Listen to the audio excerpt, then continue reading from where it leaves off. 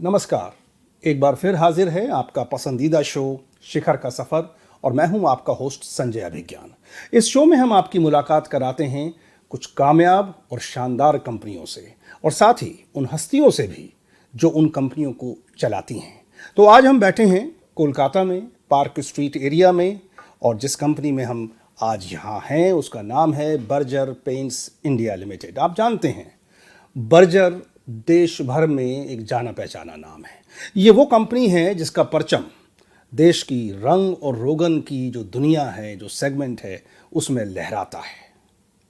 ये कंपनी कैसा काम कर रही है, कैसे इस मुकाम तक पहुंची है, आज इन्हीं मुद्दों पर बात करने के लिए हमारे साथ हैं बर्जर पेंट इंडिया के मैनेजिंग डायरेक्टर और सीईओ अभिजीत रॉय।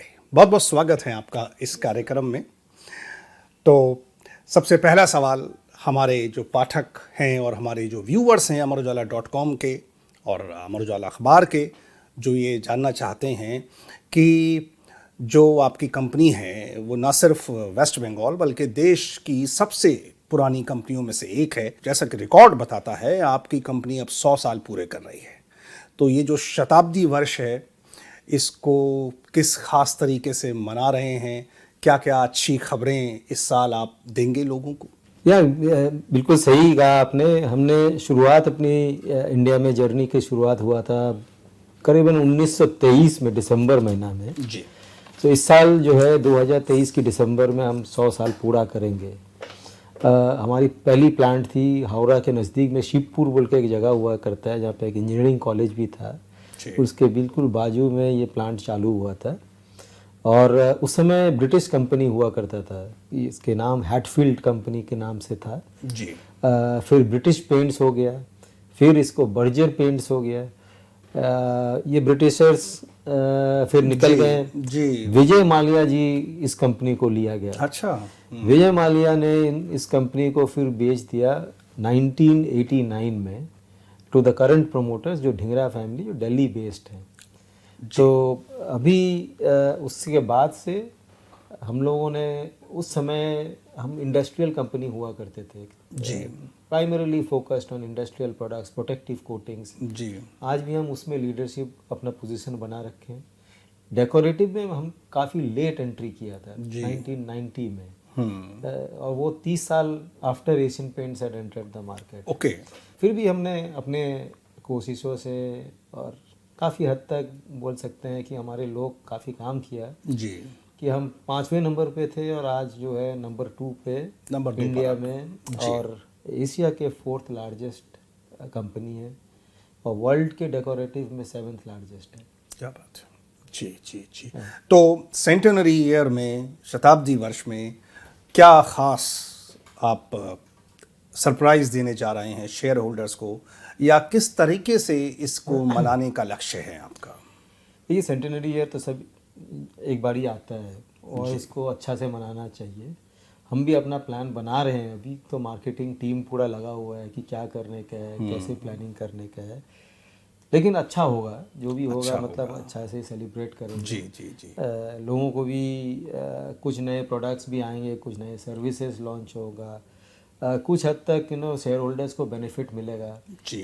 तो वो हम अपने तरफ से पाइपलाइन में है। पाइपलाइन में हम लगे हुए हैं। आपने कहा कि एशिया की 4th लार्जेस्ट है और ये तो हम जानते ही हैं कि मार्केट शेयर के हिसाब से इंडिया की 2nd हाईएस्ट है, लेकिन हम ये भी जानते हैं और ये बड़ा इंटरेस्टिंग फैक्ट है और हमारे बहुत सारे पाठक और जो यूज़र्स हैं वो इसमें इंटरेस्टेड होंगे। फैक्ट ये है कि आज देश में पेंट इंडस्ट्री में जितने भी टॉप नाम्स हैं, जितने भी नेम्स बड़े और जो कंपनियां टॉप पर हैं, नंबर 1, 2, 3, वो सब इंडियन होल्ड हैं। वो सब इंडिया की कंपनियां हैं। जो मल्टीनेशनल कंपनियां हैं वो मुकाबला नहीं कर रही। यानी कि इतनी आप शुरुआत में टेक्नोलॉजी के हिसाब से भले ही विदेशी कंपनियां कितनी ही आगे हों, लेकिन भारतीय बाजार में जो परचम है वो भारतीय कंपनियों को लहरा रहा है और आपकी कंपनी उनमें से सबसे बड़ी कंपनियों में से एक है। तो ये कमाल कैसे हुआ, जो इंटरनेशनल बड़ी बड़ी कंपनियां हैं उनको मुकाबले में मात कैसे दी गई? बात ये बड़ा इंटरेस्टिंग चीज़ है। इनफैक्ट ऑलमोस्ट जितने बिल्डिंग मटेरियल इंडस्ट्री है, चाहे वो सीमेंट हो, चाहे वो पेंट हो, चाहे वो प्लाईवुड हो, चाहे वो टाइल्स के हो, तो आप देखिएगा इंडियन कंपनीज इसमें काफ़ी अच्छा किया है जी। और हमेशा लीडरशिप पोजीशन जो है वो इंडियंस कंपनीज के हाथ में ही रहा है। वैसे तो सारे इंडिया के जितने बाहर जितने अच्छे कंपनीज थे वर्ल्ड वाइड, जो टॉप 1 से लेके 10 तक सारे कंपनीज की प्रेजेंस इंडिया में है अभी पेंट में। जी। लेकिन इसके बावजूद इनफैक्ट जो एक्जो नोबल और कांसाई जो नंबर 3 और नंबर 4 पे कांसाई है, नंबर 3 पे और नंबर 4 पे एक्जो नोबल है, ये दोनों कंपनी भी MNCs हैं।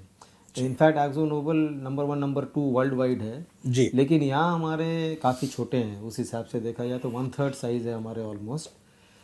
जबकि हम एक समय 8-10 साल पहले भी हम ऑलमोस्ट बराबर के थे जी। और इतना बड़ा गैप जो बन गया है वो लास्ट 10 साल में ही हुआ है। इसका कारण ये है, मुझे लगता है कि जो इंडिया की कल्चर है और इंडिया के कस्टमर है और उनकी जो स्वभाव है वो हम ज़्यादा भापते हैं कंपेयर टू द MNC। एक शर्विन विलियम्स हुआ करता है, वो अमेरिका का नंबर 1 कंपनी होता है पेंट में, और ये इंडिया में करीबन एक कंपनी लिया था निटको पेंट्स बोल के, उसको एक्वायर करके इंडिया में एंट्री किया था।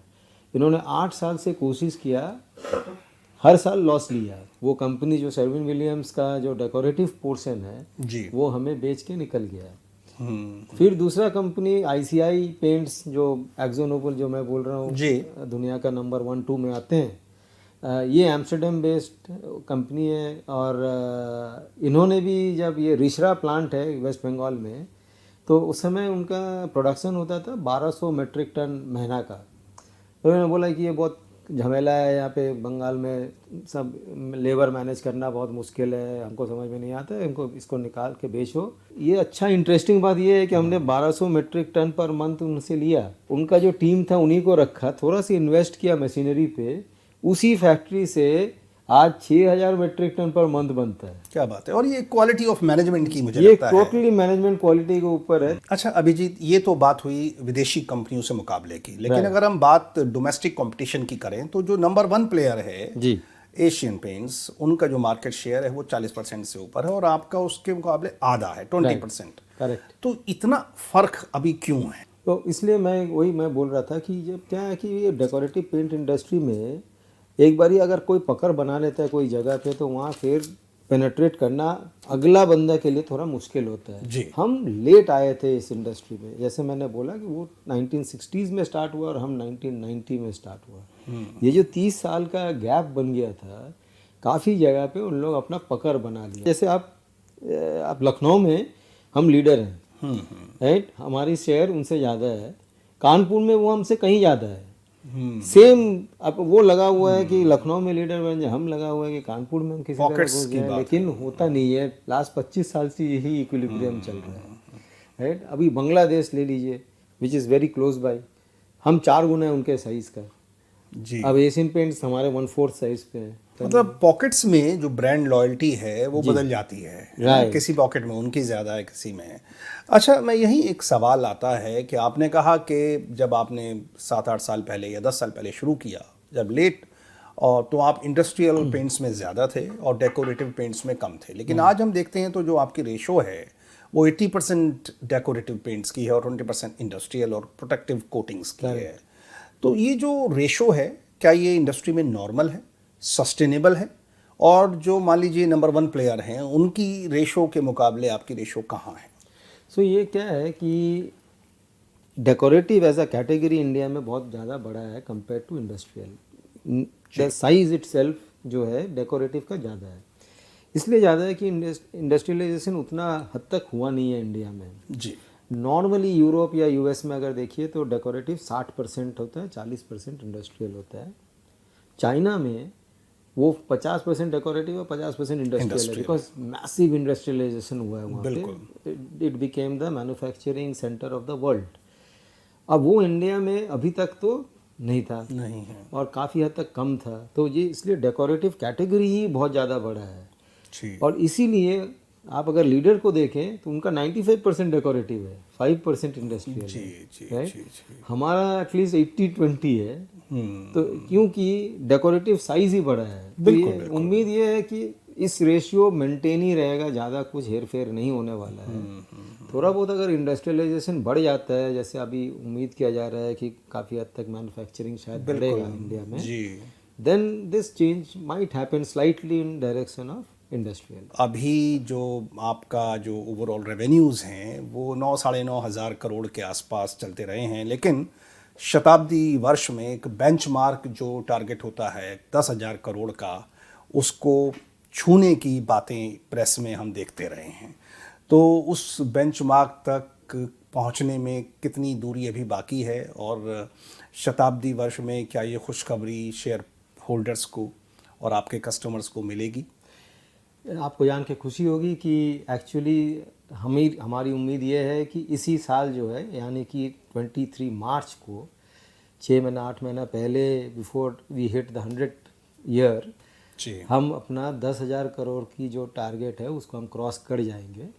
अभी तक जो है, जो थर्ड क्वार्टर रिजल्ट निकल चुका है, उसमें करीबन हम ऑलरेडी 8,000 तक ऑलमोस्ट पहुंच चुके हैं। इसलिए जो फोर्थ क्वार्टर है उसमें हमें इतना कॉन्फिडेंस ज़रूर है कि हम 100% 10,000 करोड़ की जो, ये तो एक बहुत ही अच्छा क्रॉस कर जाएंगे। लखनऊ प्लांट की अभी क्या प्रोग्रेस है, क्योंकि ये आपका अब तक का सबसे बड़ा प्लांट बताया जा रहा है, और इसके बाद जो वेस्ट बंगाल में आपका जो अगला प्लांट है पानागढ़ वाला, उसकी क्या प्रोग्रेस है?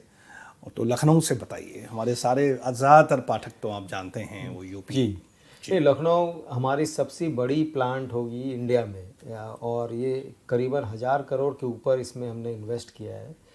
और इस प्लांट में हर एक टाइप के आइटम्स बनेंगे, और इसमें एक खासियत और भी है कि एक पूरा सेक्शन जो कलर एंड स्टेनर वगैरह बनेगा, वो लेडीज़ वहाँ पे काम करेगी, वो कोई वहाँ पे जेंट नहीं रहेगा, टोटली स्त्री शक्ति के हिसाब से वहाँ पे चालू रहेगा। वहाँ पे एक सेक्शन पूरा, एक फैक्ट्री का पार्ट उसमें ऐसा रहेगा। और इस फैक्ट्री का कैपेसिटी जो है 33,000 मेट्रिक टन पर मंथ। हमारी टोटल कैपेसिटी ऑल इंडिया आज के दिन में है 62,000 मेट्रिक टन। तो वो 62,000 टोटल कैपेसिटी के अगेंस्ट में एक फैक्ट्री 33,000 मेट्रिक टन बनाने वाला है, और टोटल जो है कैपेसिटी 62 से बढ़ के 95,000 मेट्रिक टन हो जाएगा। और जब ये हो जाएगा उसके बाद हम जो है पानागढ़ में इंडस्ट्रियल प्रोडक्ट्स होंगे, और उसके साथ साथ कंस्ट्रक्शन केमिकल, जिस सेगमेंट में हमने अभी वाटर प्रूफिंग और कंस्ट्रक्शन केमिकल में गए हैं, तो उसका काफ़ी हद तक माल जो है यहाँ पे बनेगा। अच्छा, अभी आपने लखनऊ की बात की, एक जहन में सवाल आता है कि आप एक ऑल इंडिया कंपनी हैं और आपका डिस्ट्रीब्यूशन नेटवर्क बहुत वास्ट है, तो जो कस्टमर्स की प्रेफरेंसेस होती हैं वो क्या रीजन के हिसाब से चेंज होती हैं? हिंदी बेल्ट की अगर हम बात करें, यूपी, बिहार और उत्तराखंड, आगे हिमाचल, हरियाणा, वहाँ की जो डिमांड है कलर्स के लिए या टाइप ऑफ पेंट्स के लिए, बाकी देश के मुकाबले क्या कुछ डिफरेंट होती है?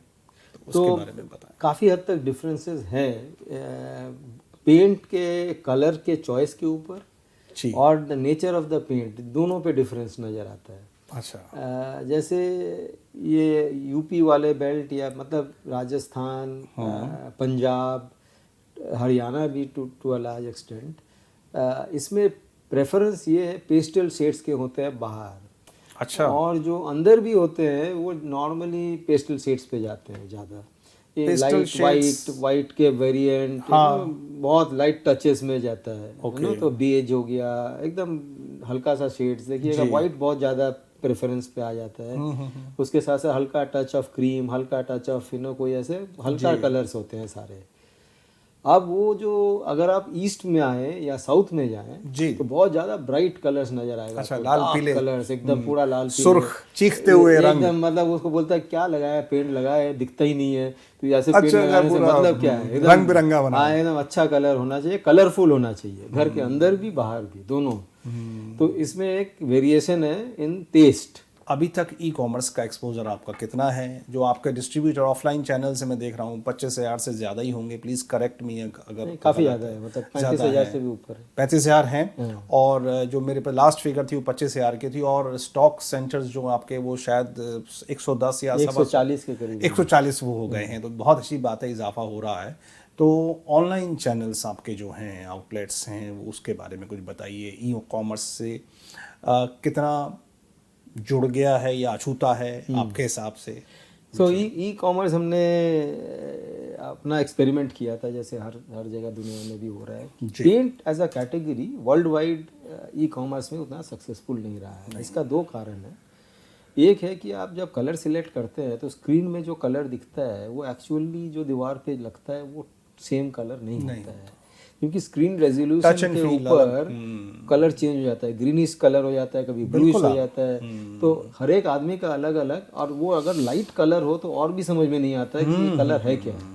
तो इसलिए वो शेड कार्ड के थ्रू ही ज़्यादा रिप्रेजेंटेटिव कलर दिखता है, मतलब दीवार पे जो लगने वाला है।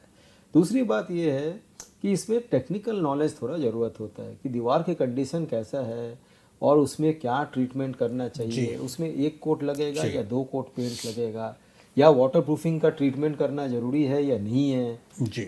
जहाँ पे भी एडवाइस ज़रूरत है, यहाँ पे थोड़ा कंसल्टेशन की ज़रूरत है, वो आइटम्स बिकता नहीं है ऑनलाइन। तो हमारा अगला जो सवाल है वो रॉय साहब इस पर है कि आपकी जो इंडस्ट्री है वो पर्यावरण की दृष्टि से बहुत संवेदनशील है, एनवायरमेंटली बहुत सेंसिटिव मानी जाती है। जो केमिकल इस्तेमाल होते हैं, फिर उनका जो रिफ्यूज़ है, डिस्चार्ज है, उसको लेकर भी बहुत सावधानियां हैं।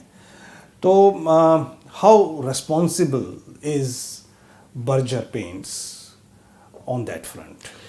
ये बहुत अच्छा क्वेश्चन आपने पूछा है और ये बहुत ही इम्पोर्टेंट पॉइंट है। इसलिए जैसे हमने अभी जो लखनऊ प्लांट मान लीजिए लगाया हूँ जी, ये सारे प्लांट्स हमारे जितने भी हैं ये ज़ीरो लिक्विड डिस्चार्ज प्लांट है। सबसे पहली बात तो हम मार्केट में कहीं पे भी जो है पानी नहीं छोड़ते हैं। हमारी जो जितने भी प्रोडक्ट्स है वो ग्रीन प्रो सर्टिफाइड है, CII के जो ग्रीन प्रो सर्टिफिकेशन मिलता है वो सारे जितने प्रोडक्ट्स है सारे ग्रीन प्रो सर्टिफाइड है।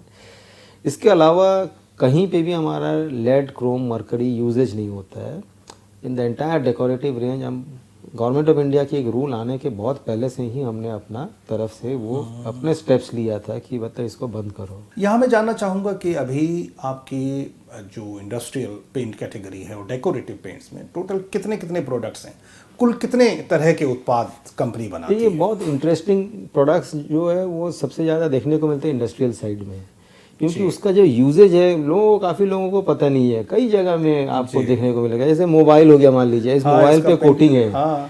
अब किसी आधे लोगों को पता नहीं है कोटिंग, इसमें भी कोटिंग होता है क्या, मतलब so but there is a coating, spectacle में कोटिंग है, लेंस पे, टेलीविजन के तमाम पार्ट्स में सारे चीज पे इंडस्ट्रियल कोटिंग्स होते हैं। आजकल बड़ा इंटरेस्टिंग चीज भी निकल रहा है, जैसे कि दिन में वो ना लाइट ऑब्जॉर्व करता है, एनर्जी ऑब्जॉर्व कर लेता है, रात को एमिट करता है, राइट। तो आपको लाइट जलाने की जो है वो अपना ग्लोइंग करता रहेगा वो। जी। आप अगर पेंट ना लगाएं और दीवार से पानी आए तो अंदर घुस के पूरा आपका दीवार को खराब कर देता है। ये जो ब्रिज गिर जाते हैं कभी कभी, तो ये सब penetration of water only, right. और उसका कोटिंग एक होता है, एक पॉलीयूरिया कोटिंग होता है, जो हम लोग अभी जर्मन टेक्नोलॉजी से बना रहे हैं इंडिया में।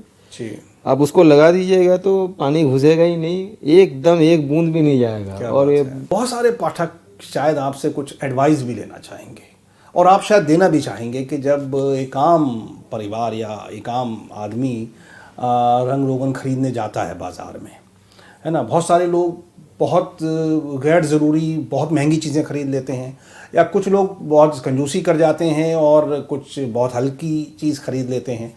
तो एक आम जो परिवार है, एक आम मध्य वर्गीय जो यूज़र है, कस्टमर है, उसके लिए आपकी क्या नसीहत है?